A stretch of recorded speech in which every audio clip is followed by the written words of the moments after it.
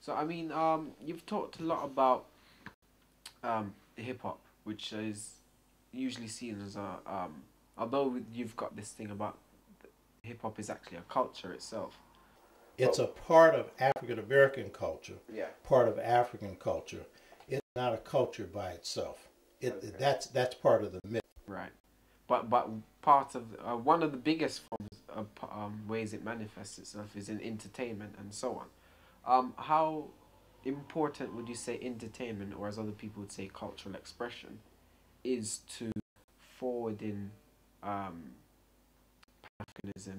and educating young people mainly about ideology? Well, not just young people, but the whole community about ideologies that we need to take, that we need to look at, and customs and traditions and so on. So on. Performance is a big part of it because the word is a key thing in African culture and African Caribbean culture, African South American culture, African American culture, African culture in the UK. The word is real important. That's why hip hop has kicked off, because it's word based. It's centrally based on that.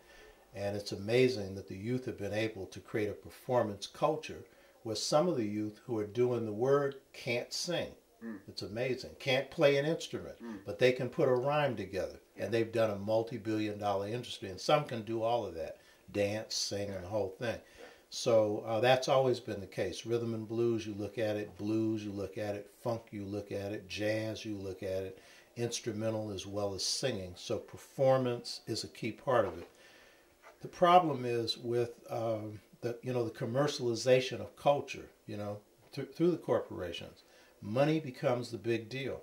And so understandably, somebody who's poor, this is their way out. And so most black youth, their big hope is to be a rap star. Everybody wants to be a rap star. It's now taken the place of basketball, or in this case, football, which for us is the violent sport, and yours is the more refined sport, which is real football. You know what I mean? Neither one do you have a chance of succeeding in. There's only a handful of people who are going to be able to do that.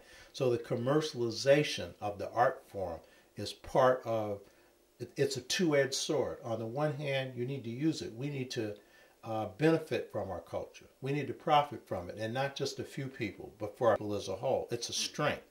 But on the other hand, with the commercial appeal comes the demeaning part, because the big ones that control it, they start to, indicate what messages they want put out there. So that's a contradiction. And so if we can control more the product, then we can control more of the message.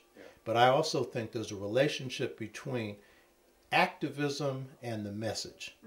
And when, like in the first stage of hip hop, early 70s, late 70s, there was still a Pan-Africanist, black nationalist, and then emerging Afrocentric movement. And then the previous movements, the black power movements that the youth drew from. So the content of hip hop was reflected in the politics of what's going on in the community. Right now, with no generalized movement, those hip hoppers who have a message, they're isolated. So in order for them to break out of the isolation, you need political movement that's conscious.